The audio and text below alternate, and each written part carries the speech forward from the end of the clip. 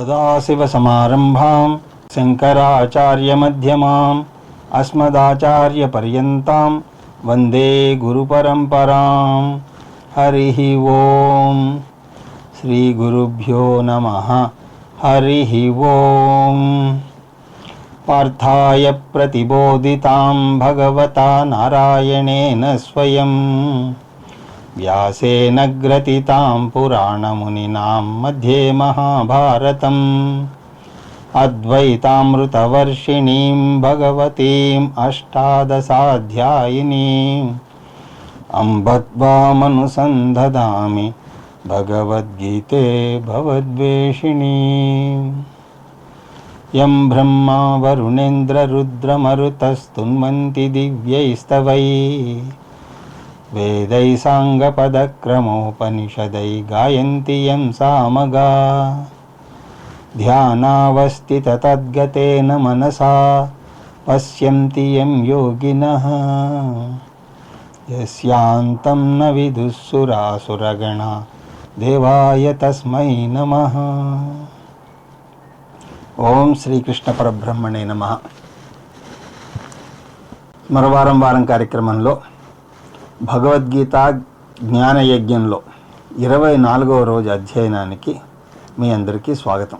కర్మేంద్రియాణి సంయమ్య య ఆస్తే మనసా స్మరన్ ఇంద్రియార్థాన్ విమూఢాత్మా మిథ్యాచారః స ఉచ్యతే. కర్మను ఎందుకు నిర్లక్ష్యం చేయకూడదో చెప్పడానికి 3 కారణాలను చూపిస్తున్నాడు కృష్ణ పరమాత్మ. 1, కర్మ మానడం వల్ల మోక్షం రాదు.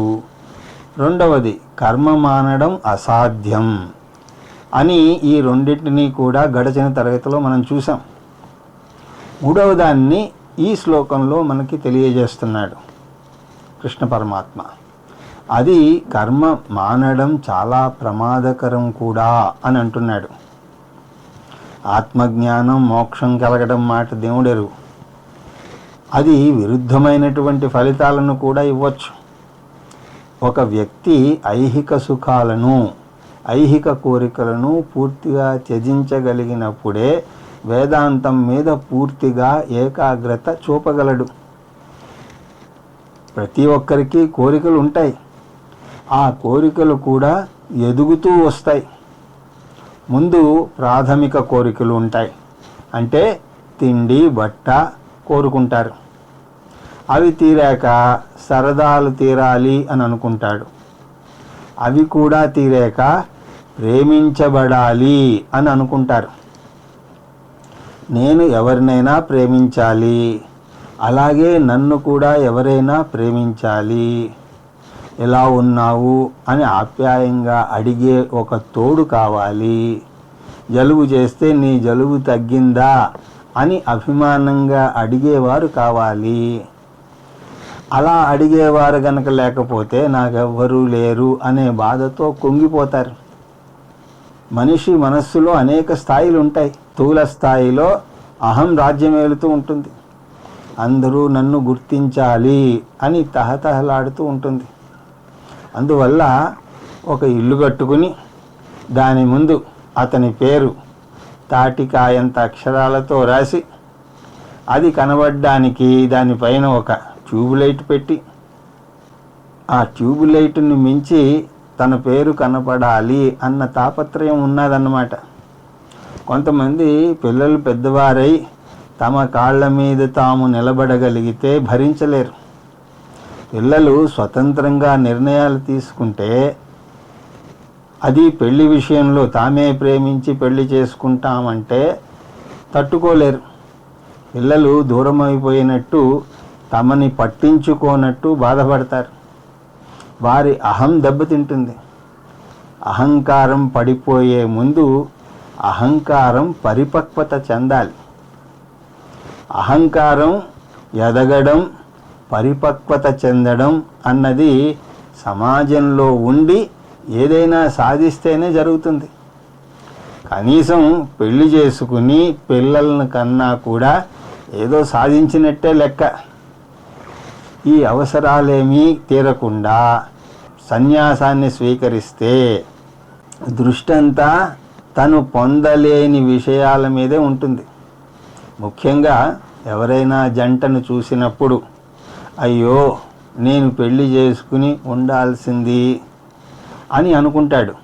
పైగా మన సమాజంలో విశేషం ఏమిటి అంటే సన్యాస మార్గం అన్నది వన్ వే ట్రాఫిక్ లాంటిది. అంటే గృహస్థుడు సన్యాసాన్ని స్వీకరించగలడు, సన్యాసి మళ్ళీ గృహస్థుడుగా మారడానికి వీలు లేదు. అందువల్ల దయానంద్ స్వామీజీ చెప్తూ ఉండేవారు, ఆయన ఉత్తర కాశీకి వెళ్ళినప్పుడు సాధువులతో సన్యాసులతో మాట్లాడేటప్పుడు వారు ఈయన్ని భవిష్యత్తులో ఏమవుతామనుకుంటున్నారు అని అడిగేవారు.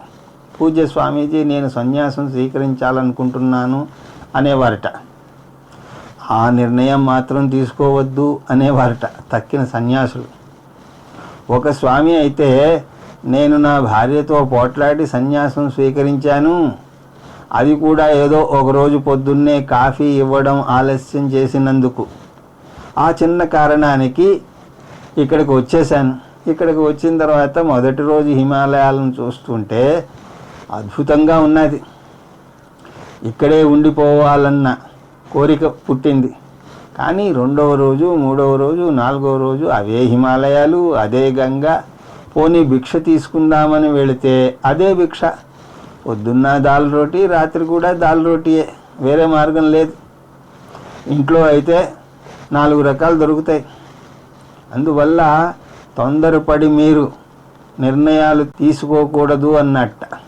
అందువల్ల అహంకారం తగ్గకపోయినా, పరిపక్వత రాకపోయినా సరే జీవితంలో ఎన్నో విషయాలు కోల్పోతారు. సన్యాసం స్వీకరించిన వారి దగ్గరికి వచ్చిన వారంతా కూడా తమ సమస్యలు చెప్పుకుంటారే తప్ప మీకేమైనా సమస్యలు ఉన్నాయా అని స్వామీజీనేమీ అడగరు కదా. అందువల్ల సన్యాసం స్వీకరించిన మనస్సు సిద్ధంగా లేకపోతే జీవితం అయోమయంలో పడిపోతుంది. బాహ్యంగా వైరాగ్యం ఉన్నా మానసికంగా ఐహిక సుఖాలనే తలుచుకుంటూ ఉంటాడు. అటువంటి జీవన విధానం గడిపే వారిని మిథ్యాచారి అంటున్నాడు ఇక్కడ కృష్ణ పరమాత్మ. గృహస్థు విషయంలో తీసుకుంటే అతనికి అనేక బాధ్యతలు ఉంటాయి, దానికి సంబంధించిన బెంగలు కూడా ఉంటాయి. అందువల్ల మనస్సు ఎప్పుడూ సందడిగానే ఉంటుంది. సన్యాసికి ఆ బాధలు లేవు, బాధ్యతలు లేవు, లక్ష్యాలు లేవు, ప్రణాళికలు అంతకన్నా లేవు. అందువల్ల మనస్సుకు పనేమీ లేదు. ఆత్మజ్ఞానం ఇంకా పొందలేదు కాబట్టి ఆత్మ మీద ధ్యానం చేయలేడు, వేరే మంచి పనులేవి చేయలేడు. దాంతో అతని మనస్సు ఖాళీగా ఉంటుంది. అణుచుకున్న కోరికలు ఎగిసెగిసి పడతాయి. ముఖ్యంగా తన చుట్టూ ఉన్నవారు అనేక విధాలుగా ఆనందిస్తూ ఉంటే అతను కాషాయ వస్త్రాలు ధరించాడు కాబట్టి ఆ సరదాలను అతను తీర్చుకోవడం సమంజసం కాదు. దాన్ని సమాజం హర్షించదు కాబట్టి ఊహల్లో తేలిపోతూ ఉంటాడు. అలాగా ఊహలు పరాకాష్ఠ చేరుకునేసరికి అతను సన్యాస ఆశ్రమ ధర్మాన్నైనా సరే ఉల్లంఘిస్తాడు, లేదా అణగదొక్కడం వల్ల ఆ డిప్రెషన్లోకైనా వెళ్ళిపోతాడు. పరీక్షలోకాన్ కర్మచితాన్ బ్రాహ్మణో నిర్వేదమాయా నాణ్యస్తకృతకృతేనా తద్విజ్ఞానార్థం స గురుమేవాభిగచ్చేత్ సమిత్పాణి స్తోత్రియం బ్రహ్మనిష్టం అంటుంది ముండకం. వేదాంతం ఐహిక సుఖాలను అణగదొక్కుకోకముందు వాటికి అతీతంగా ఎదగమంటుంది. వైరాగ్యం అంటే ఐహిక లోక కోరికలకు అతీతంగా ఎదగడం. అలా ఎదగకుండా కేవలం అణగదొక్కుకున్న వారిని మిథ్యాచారి అని అంటున్నాడు ఇక్కడ కృష్ణ పరమాత్మ. బాహ్యంగా మాత్రమే సన్యాసి, కానీ అర్ధకామాలు అతన్ని ఇంకా వీడలేదు. అటువంటి వ్యక్తి మనస్సు 2 రకాలుగా చేలుతుంది. కాబట్టి ఇప్పుడు ఆ శ్లోకాన్ని చూద్దాం. కర్మేంద్రియాణి సంయమ్య, శారీరకంగా అర్ధకామాల నుంచి విడిపడతాడు, కానీ మనసా ఇంద్రియాన్ స్మరన్, తనకు తాను అలాగే ప్రపంచాన్ని మోసం చేస్తున్నాడు. సమాజం అతన్ని ధ్యానం చేస్తున్నాడు అని అనుకుంటోంది, కానీ అతను దేని మీద ధ్యానం చేస్తున్నాడో అతని మనస్సుకు మాత్రమే తెలుసు. మిథ్యాచార, ఒక ఆచార్యుడు ఇలాంటి వ్యక్తిని చేపతో పోలుస్తాడు. చేప మంచినీటిలో తిరుగుతూ ఉంటుంది, కానీ నీటిలో ఉన్నటువంటి వ్యర్థ పదార్థాన్ని తింటూ ఉంటుంది. అలాగే మంచి ఆశ్రమంలో ఉంటాడు, కానీ మనస్సు చెడు తలంపులనే తలుస్తూ ఉంటుంది. అటువంటి వ్యక్తిని మిథ్యాచారి అంటాడు. విమూఢాత్మ, మోహంలో ఉన్నాడు అని కూడా అంటున్నాడు. అయోమయంలో ఉన్నాడు, తనకేం కావాలో తనకు తెలియదు. ఇంద్రియార్థాన్ మనసా స్మరన్ అని ఇక్కడ కలుపుకోవాలి. ఇంద్రియార్థాన్ విమూఢాత్మ మిథ్యాచార స ఉచ్యతే. అందువల్ల ఓ అర్జున, కర్మ మానేయడం ఇంకా ప్రమాదకరం. ఇది 3వ వాదన. ఆ 3 టూకీగా మళ్ళీ ఒకసారి చూద్దామా. 1, కర్మ మానడం వల్ల మోక్షం రాదు. 2వది, కర్మ మానడం అన్నది అసాధ్యం. 3వది, కర్మ మానడం చాలా ప్రమాదకరం కూడా. అందువల్ల కర్మ చెయ్యాలి.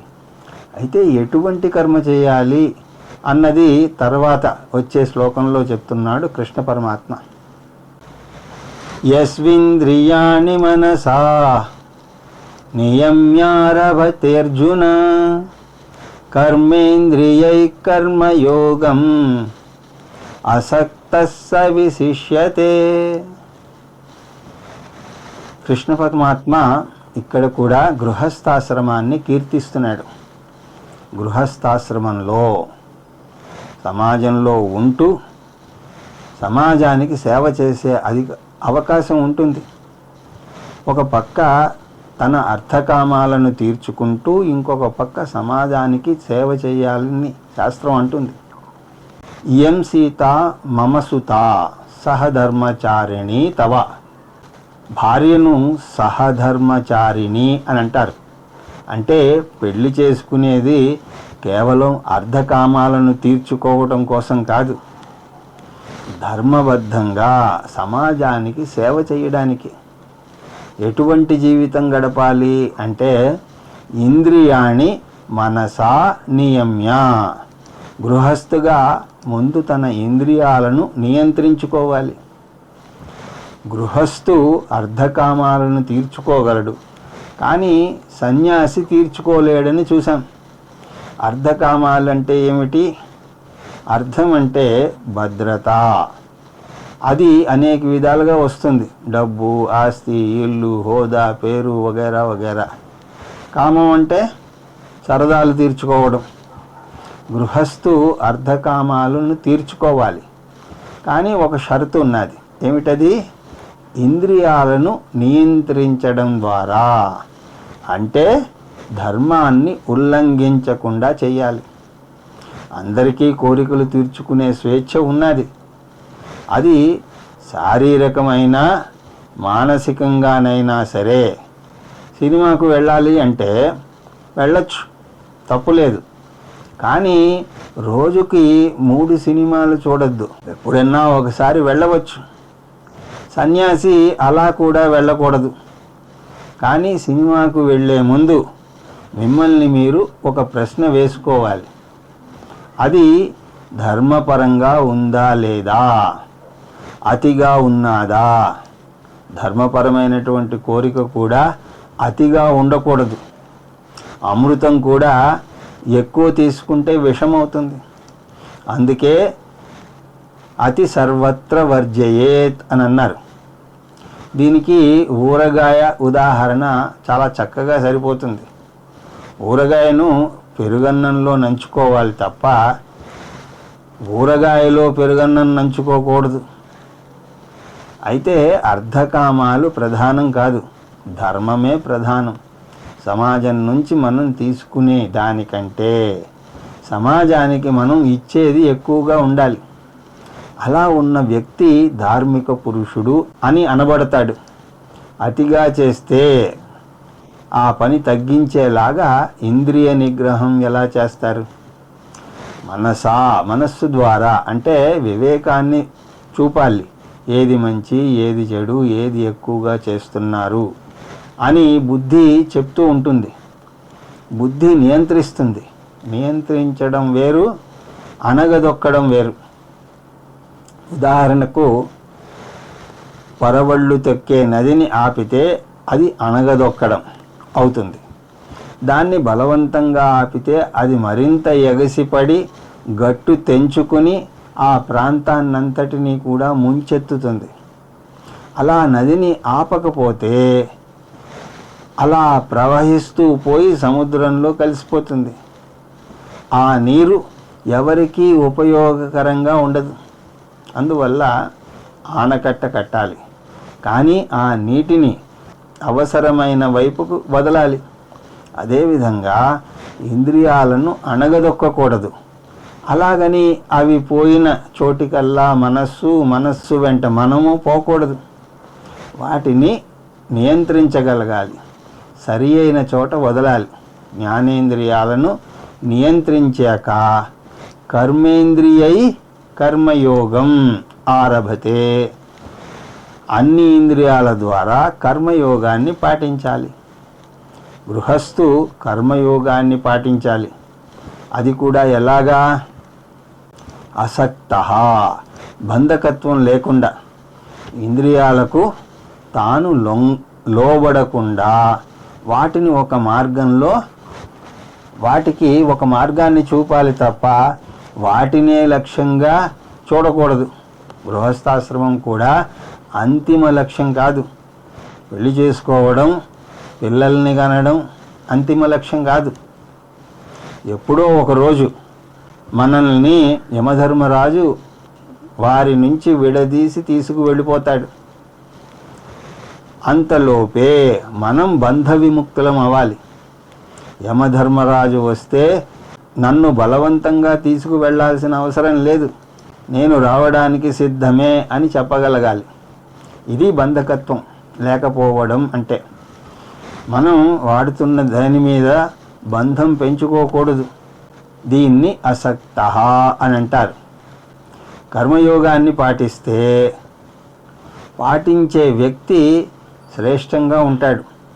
ఎవరికన్నా శ్రేష్టంగా ఉంటాడు అంటే పరిపక్వాన్ని చెందనటువంటి సన్యాసి కన్నా శ్రేష్టంగా ఉంటాడు. అతను రెండింటికి చెడ్డ రేవడవుతాడు. అటు పూర్తిగా అన్నీ తెగించలేడు, ఇటు వేదాంత శ్రవణ మనన నిధిధ్యాసలు చేయలేడు. వేదాంతాన్ని ఇష్టపడితే సన్యాసం అద్భుతంగా ఉంటుంది, లేకపోతే అవస్థగా ఉంటుంది. అందువల్ల పరిణతి చెందని సన్యాసి కన్నా కూడా గృహస్థియే ఉత్తమం అని చెప్పి, నియతం కురు కర్మత్వం కర్మజ్యాయో హ్యకర్మణః శరీరయాత్రాపి చ తే సప్రసిద్ధ్యేద కర్మణః. ముందు శ్లోకంలో కర్మయోగం శ్రేష్టమైంది అని అన్నాడు కృష్ణ పరమాత్మ. కానీ ప్రతి సూత్రానికి ఒక ఎక్సెప్షన్ ఉంటుంది. దాన్ని పట్టించుకోకూడదు. కొంతమంది గృహస్థాశ్రమానికి రాకుండానే సన్యాసాశ్రమాన్ని స్వీకరించి జ్ఞానాన్ని పొంది మోక్షాన్ని పొందుతూ ఉంటారు. నిజానికి శాస్త్రం అది ఎక్సెప్షన్ కూడా కాదు అని అంటుంది. ఎందుకంటే వారు పూర్వజన్మలోనే గృహస్థాశ్రమ ధర్మాలను నెరవేర్చేశారు. అందువల్ల వారు గృహస్థాశ్రమాన్ని దాటేసినట్టు కాదు, అది పూర్వజన్మలోంచి తీసుకోబడింది అంతే.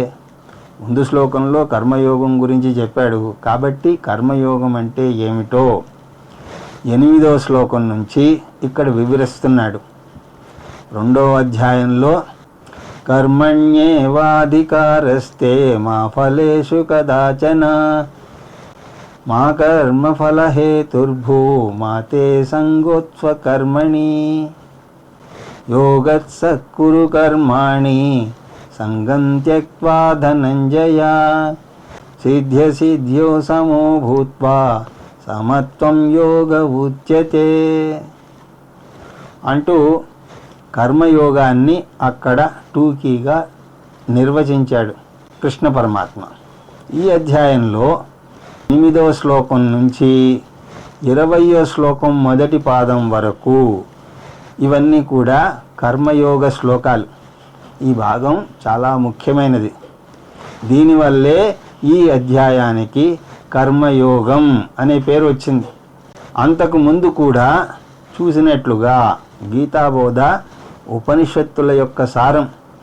వేదాల కన్నా గీత ఆధునిక కాలానికి చెందినది అయితే, గీత కన్నా ఇప్పటి కాలం ఆధునిక కాలం. అప్పుడు పుస్తక రూపంలో బోధ లేదు, ఇప్పుడు పుస్తకాలు ఉన్నాయి. అప్పటి బోధకి ఇప్పుడు చెప్పే ఉదాహరణలు ఆధునిక కాలానికి చెందినవి ఉంటాయి. అంతేగాని కర్మయోగం గురించి ఎప్పుడో ఉపనిషత్తుల్లోంచే వచ్చింది. ఈశావాస్యోపనిషత్తులోని కుర్వన్నేవేహ కర్మాణి జిజీవిషేచ్ఛతగం సమా ఏవం త్వయి నాణ్యథేతోస్తి న కర్మ లిప్యతే నరే అంటూ, అలాగే బృహదారణ్యకోపనిషత్తులోని తమేతం వేదానువచనేన బ్రాహ్మణ వివిదిశంతి యజ్ఞేన దానేన తపసా అనాసకేన. ఈ 2 మంత్రాలు కర్మయోగానికి ఆయువు పట్టు లాంటి మంత్రాలు. కృష్ణ పరమాత్మ కూడా వీటిని ఆధారంగా చేసుకునే బోధిస్తున్నాడు. ఈ శ్లోకంలోకి వెళ్ళే ముందు కర్మయోగం అంటే ఏమిటో చూద్దాం. దీన్ని 2వ అధ్యాయంలో కూడా మనం చూసాం. కర్మయోగంలో 2 పదాలు ఉన్నాయి. ఒకటి కర్మ, రెండవది యోగం. కర్మ అంటే సరి అయిన పని చెయ్యడం, యోగం అంటే సరి అయిన దృక్పథం కలిగి ఉండడం. దేని మీద అంటే పని మీద, దానివల్ల కలిగే ఫలితం మీద. ఇప్పుడు వీటిని వివరంగా చూద్దాం. కర్మ, కర్మ అంటే సరి అయిన పని చెయ్యడం అని చూసాం కదా. కర్మలను 3 రకాలుగా విభజించింది శాస్త్రం. అవి సాత్విక కర్మ, రాజస కర్మ, తామస కర్మ. సాత్విక కర్మ ఉత్తమం, రాజస కర్మ మధ్యమం, తామస కర్మ అధమం. అందువల్ల కర్మయోగి సాత్విక కర్మలను ఎక్కువగా, అలాగే రాజస కర్మలను తక్కువగాను చేయాలి. తామస కర్మలను అసలు చేయకూడదు. సాత్విక కర్మ ఉత్తమ కర్మ. దీనివల్ల ఎక్కువ మంది లాభం పొందుతారు. నేను కూడా లాభం పొందవచ్చు, తప్పేం లేదు. కానీ ఆ లాభం నా ఒక్కడికే కాక అందరికీ వస్తుంది. ఒక వ్యాపారవేత్త తన వ్యాపారంలో లాభం పొందితే తన లాభాన్ని తానే అనుభవించాలని కోరుకోకూడదు. తన ఐశ్వర్యాన్ని అందరితో పంచుకోవాలి. అలాంటి వ్యక్తిని అందరూ దీవిస్తారు. చాలా డబ్బు సంపాదించాలని కోరుకోవడం తప్పు కాదు, కానీ దాన్ని నలుగురితో పంచుకోవాలి. అప్పుడు అందరూ కూడా మనలను దీవిస్తారు. అందువల్ల సాత్విక కర్మ అంటే దానివల్ల చాలామందికి ప్రయోజనం ఉంటుంది. దీన్ని నిష్కామ కర్మ అని అంటారు.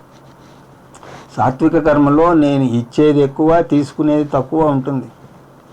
శాస్త్రం ప్రకారం ఎక్కువ తీసుకునే వ్యక్తి ఓడిపోయినట్టు, ఎక్కువ ఇచ్చే వ్యక్తి గెలిచినట్టు. కానీ ప్రాపంచిక సూత్రాల ప్రకారం తక్కువ పని చేసి ఎక్కువ డబ్బు పొందే వ్యక్తి గెలుపొందినట్టు లెక్క. రాజస కర్మ మధ్యమ కర్మ. దానివల్ల లాభం పొందేవారు చాలా తక్కువ. హమ్ దో హమారే దో, మేమిద్దరం మాకిద్దరులాగా, నా కుటుంబం మాత్రమే లాభం పొందితే చాలు. ఇది స్వార్థపూరితమైనటువంటి కర్మ. అందువల్ల నేను ఎక్కువ లాభం, మహా అయితే నా భార్యా పిల్లలు కూడా పొందుతారు, నా తల్లిదండ్రులను కూడా నేను పట్టించుకోను. వారిని వృద్ధాశ్రమంలో దింపేసి చేతులు దులిపేసుకుంటారు. వృద్ధాశ్రమాల గురించి ఎన్నో దయనీయ గాథలు మనం వింటూనే ఉంటాం. తల్లో తండ్రో చనిపోతే ఆశ్రమం వారు చెప్పినా సరే చివరి చూపు రాకుండా అంత్యక్రియలు కూడా మీరే జరిపించేయండి అనే ప్రబుద్ధులు చాలామంది ఉన్నారు. అందువల్ల రాజస కర్మ స్వార్థపూరితమైనటువంటి కర్మ, బావిలో కప్ప మనస్తత్వం దానిది.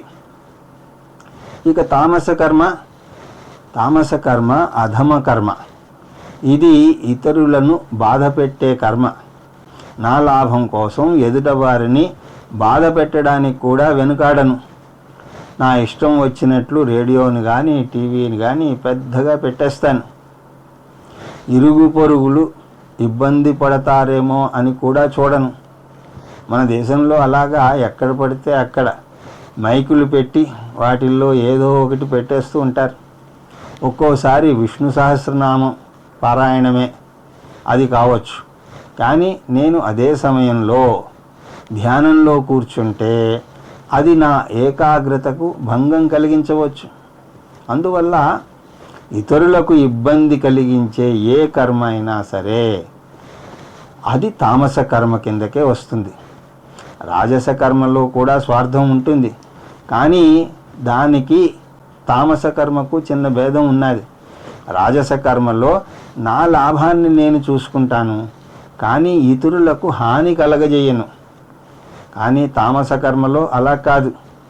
నా స్వార్థం కోసం ఇతరులకు హాని కలిగినా పర్వాలేదు. అలాగా నిష్కామ కర్మ సాత్విక కర్మ, స్వార్థపూరితమైనటువంటి కర్మ రాజస కర్మ, హానికరమైనటువంటి కర్మ తామస కర్మ. సాత్విక కర్మలో ఆధ్యాత్మిక ఉన్నతిని అతి శీఘ్రంగా పొందితే, రాజస కర్మలో నిదానంగా పొందితే, తామస కర్మ వల్ల ఆధ్యాత్మిక ఉన్నతి లేకపోగా దానికి దూరంగా వెళ్ళిపోతాం. తామస కర్మ వల్ల ప్రాపంచిక సుఖాలు ఐశ్వర్యం పొందుతామేమో, కానీ శాస్త్రం అతన్ని అధోగతి పాలయ్యాడు అని అంటుంది. ఎందుకంటే అతను అంతవరకు శాస్త్రానికి దూరంగా తొలగిపోతాడు. అందువల్ల సాత్విక కర్మను పెంచుకుంటూ పోవాలి, రాజస కర్మను తగ్గించాలి, తామస కర్మను అస్సలు చేయకూడదు. సాత్విక కర్మ అంటే ఏమిటి? శాస్త్రమే సాత్విక కర్మను నిర్దేశించింది. సకామ కర్మలు ఎన్నైనా చెయ్యవచ్చు, కానీ సాత్విక నిష్కామ కర్మ చేసి తీరాలి. దాన్ని పంచమహాయజ్ఞాలుగా పేర్కొంటుంది. వాటిలో ఏదో ఒకటి కాదు, అన్నీ చేసి తీరాలి. ఏవి ఎంత చెయ్యాలి అన్నది మనిషిని బట్టి మారుతూ ఉంటుంది, కానీ చెయ్యటం మాత్రం అన్నీ చేసి తీరాలి. కొన్ని చేస్తే ఆధ్యాత్మిక ఎదుగుదల 2 రెట్లు 4 రెట్లు వేగంగా సాగుతుంది. సాత్విక కర్మ మనస్సుకు సబ్బు వంటిది. మనస్సులో పట్టినటువంటి రాగద్వేషాలు కామక్రోధాలు అనే మురికిని అది పారద్రోలుతుంది. ఆ పంచమహాయజ్ఞాల్లో మొదటిది దేవయజ్ఞం. మీ జీవితంలో ధర్మపరమైనటువంటి కర్మ ఉండి తీరాలి.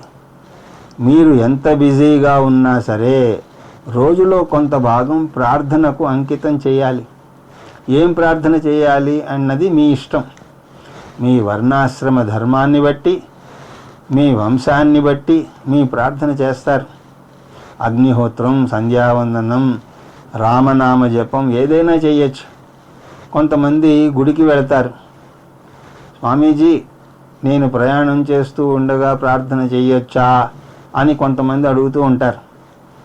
అప్పుడు కూడా చెయ్యొచ్చు, కానీ అది అదనంగా చేసేటువంటి ప్రార్థన అవుతుంది. ప్రత్యేకించి కొంత సమయాన్ని భగవంతుని కోసం కేటాయించుకోవాలి. అప్పుడే దేవయజ్ఞం మీద మీకు గౌరవం ఉన్నట్టు లెక్క. ఎవరైనా అతిథులు మీ ఇంటికి వచ్చారనుకోండి, వారితో ఎలా మాట్లాడతారు? ఇల్లు తుడుచుకుంటూనో మీ పనులు మీరు చేసుకుంటూనో మాట్లాడతారా? వారి పక్కన కూర్చుని ప్రత్యేకంగా వారితో మాట్లాడతారు. లేకపోతే వారిని అవమానించినట్లు అవుతుంది. దైవయజ్ఞం కూడా అంతే. కొంత సమయం జపానికో ప్రార్థనకో కేటాయించాలి.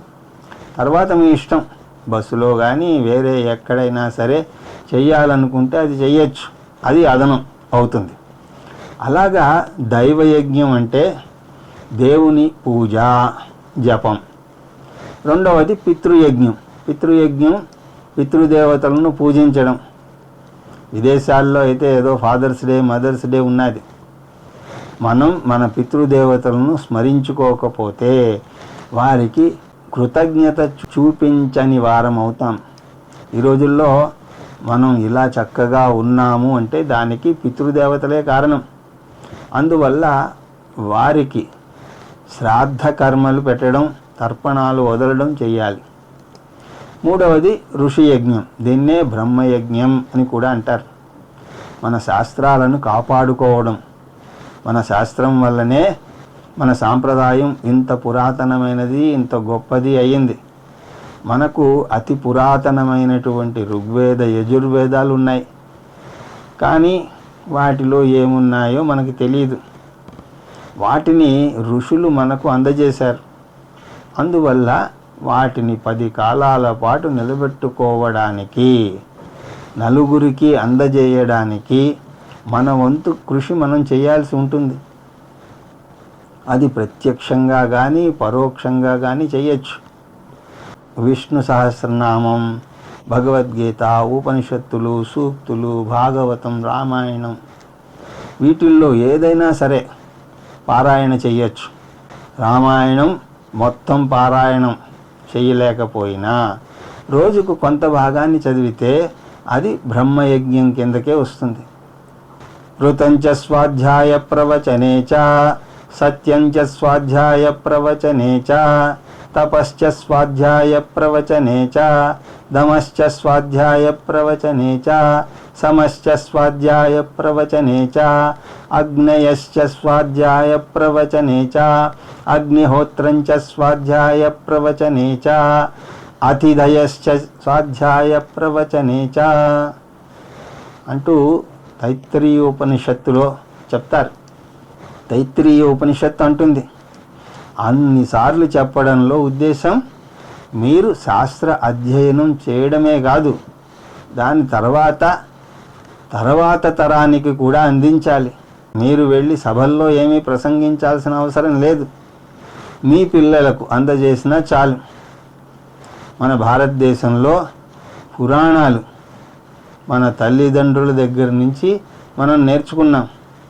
ఇప్పటి తల్లిదండ్రులకి మాకంత తీరిక లేదు అని అంటారు.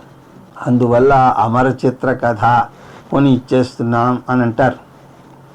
వేదపారాయణం చేసినా, స్మృతి ఇతిహాస పురాణాల పారాయణం చేసినా కూడా అది బ్రహ్మయజ్ఞం కిందకే వస్తుంది. ఈ బ్రహ్మయజ్ఞాన్ని నిజంగా ఒక యజ్ఞంలాగా కూడా కొంతమంది చేస్తారు. ఈ మంత్రాన్ని పఠిస్తారు.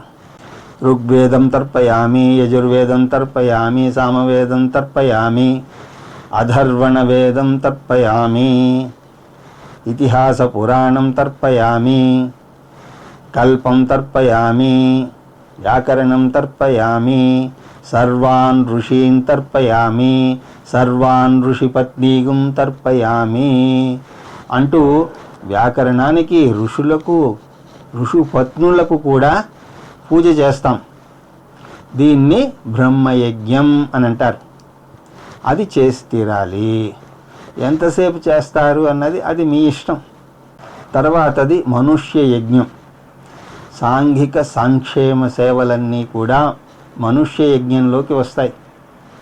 అన్నదానం చేయడం, అనాథాశ్రమానికి దాన ధర్మాలు చేయడం, పాత బట్టలు పంచడం, వృద్ధాశ్రమంలో ఆ వృద్ధులతో కొంత సమయాన్ని గడపడం, పాఠశాలలు కట్టించడం, ఇవన్నీ కూడా మనుష్య యజ్ఞంలోకి వస్తాయి. వేదం అన్నదానానికి పెద్దపీట వేస్తుంది. శ్రాద్ధ కర్మ చెయ్యాల్సిన రోజున అది చెయ్యకుండా బీదవారికి అన్నదానం చెయ్యొచ్చా అని అడుగుతూ ఉంటారు కొంతమంది. శ్రాద్ధ కర్మలు పితృయజ్ఞంలోకి వస్తాయి. అన్నదానం అన్నది మనుష్య యజ్ఞంలోకి వస్తాయి. ఒకదానికి బదులు ఒకటి చేయలేరు. అలా చేసే అవకాశమే ఉంటే శాస్త్రమే వీటిని ఏదో ఒకటి చెయ్యండి అని ఉండేది కదా. పరీక్షా పేపర్లో ఛాయిస్ ఉంటుంది, కానీ పంచమహాయజ్ఞాల్లో ఉండదు, అన్నీ చేయాల్సినవే. ఆ విషయం వేదంలో కూడా చెప్తారు. పంచమ వేదే మహాయజ్ఞా సతతి ప్రజాయంతే సతతి సంతిష్టంతే దేవయజ్ఞ పితృయజ్ఞ మనుష్యయజ్ఞో భూతయజ్ఞో బ్రహ్మయజ్ఞ ఇతి. వేదమే నిర్వచించింది. మనుష్య యజ్ఞం విషయంలో కూడా కొందరు పొరపాటు పడుతూ ఉంటారు.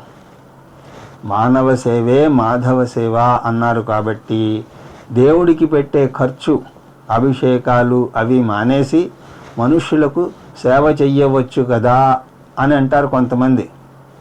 ఇందాక చెప్పినట్టే దేవునికి చేసే ఖర్చు దేవయజ్ఞం కిందకు వస్తుంది, మనిషికి పెట్టే ఖర్చు మనుష్య యజ్ఞం కిందకు వస్తుంది. ఒకదానికి బదులు ఇంకొకటి చేయకూడదు. పైపెచ్చువారు ఆ ఈక్వేషన్ రెండవ వైపు చూడడం లేదు. మానవ సేవే మాధవ సేవ. అలాంటప్పుడు మాధవ సేవ కూడా మానవ సేవ అవుతుంది కదా.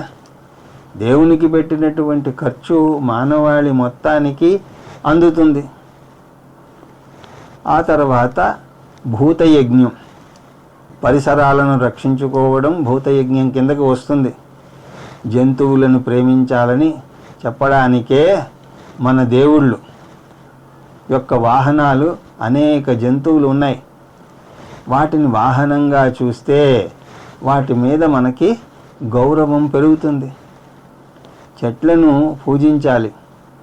ఒక చెట్టు నరకాల్సి వస్తే అధమ పక్షంలో ఇంకొక చెట్టును నాటాలి.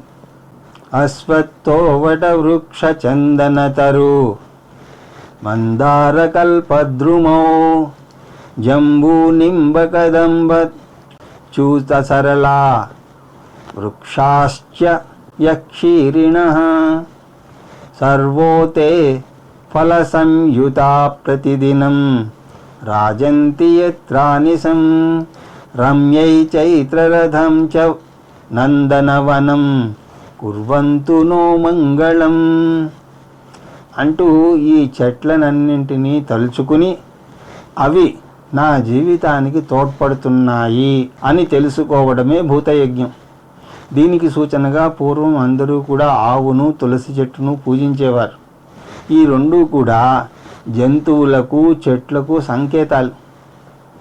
శకుంతల కణ్వ మహర్షి ఆశ్రమం నుంచి వెళ్ళిపోయేటప్పుడు ఆమె మనుషులకు చెట్లకు జంతువులకు అన్నింటికీ కూడా వీడ్కోలు చెప్పిందని కాళిదాసు చాలా అద్భుతంగా వర్ణిస్తాడు. ఆమెకి ఒక లేడిపిల్ల అంటే చాలా ముద్దు. శకుంతల వెళ్ళిపోతుంటే ఆ లేడిపిల్ల శకుంతల యొక్క కొంగు పట్టుకుని లాగిందిట. శకుంతల ఆప్యాయంగా వెళ్ళి తిరిగింది. అప్పుడు కణ్వ మహర్షి చెట్లతో ఇలా అంటున్నాడు, ఓ వృక్షాల్లారా, శకుంతల వెళ్ళిపోతోంది. ఇప్పటిదాకా ఆమె మిమ్మల్ని తన పిల్లల్లాగా అపురూపంగా చూసుకుంది. దయచేసి మీరు ఇప్పుడు శకుంతలను దీవించండి అనేటప్పటికీ ఈ మాట విని చెట్లు తలలు వంచి దీవించాయిట. వైజ్ఞానిక శాస్త్రం కూడా చెట్లకు భావాలు ఉంటాయి అని నిరూపిస్తుంది. చెట్లను నరికితే బాధపడతాయి, నీరు పోస్తే పులకిస్తాయి అని అంటారు. ఇదంతా కూడా భూతయజ్ఞం కిందకి వస్తుంది. ఈ పంచమహాయజ్ఞాల్లో ఏదో ఒకటి కాదు, అన్నీ చెయ్యాలి. వీటిని సాత్విక కర్మ అని అంటారు. ఇటువంటి జీవనం గడిపితే ఆ వ్యక్తి సమాజానికి మేలు చేస్తాడు. జనాభా తగ్గించండి, వృక్ష సంపదను పెంచండి అని అంటారు. ఎందుకు? చెట్లు సత్వగుణం కలిగి ఉంటాయి, మనుషులు తామస గుణంతో ఉంటారు. మనిషి వాతావరణానికి బరువు, కానీ చెట్టు వాతావరణానికి రక్షణ. అందువల్ల మనం కర్మయోగి జీవితాన్ని గడపాలి. కర్మ అంటే పంచమహాయజ్ఞాలు, అది సాత్విక కర్మ. ఇది కర్మకు శాస్త్రం చెప్పినటువంటి నిర్వచనం. ఇక కర్మయోగంలో రెండవ భాగం యోగం. ఆ యోగం అన్నదానికి వివరణ తర్వాత తరగతిలో చూసి మనం ముందుకు వెళదాం అని తెలియజేసుకుంటూ హరి ఓం తత్సత్.